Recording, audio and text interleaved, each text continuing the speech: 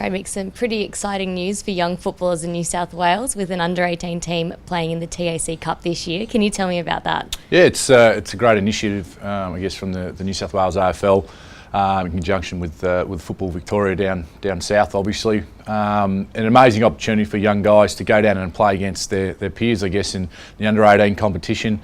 I guess the other thing is obviously the travelling factor and really preparing like as if they're AFL players. Travelling interstate, getting ready, staying in hotels and eating with the team.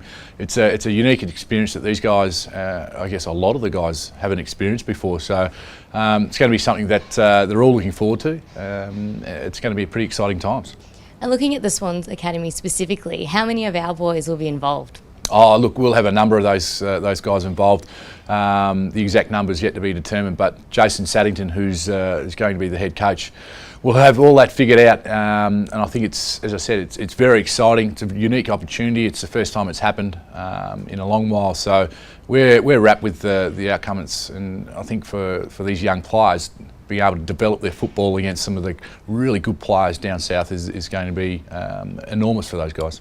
We hear so much about the TAC Cup down in Victoria and how important it is, and on draft day you often hear a lot of those teams read out. Just how important is it to line up against, you know, the Victorian teammates, I suppose? Yeah, look, a majority of the guys who get drafted every year are from Victoria, so to be able to sort of measure yourself against these guys and you know, to play sort of week in, week out, it's going to be an amazing experience for these guys. To be able to do that, you know, potentially playing against some of the top 10 players in the country, you know, it is something that they'll be able to look back on and really measure to see where they're at their football careers. And how many games will the team be playing?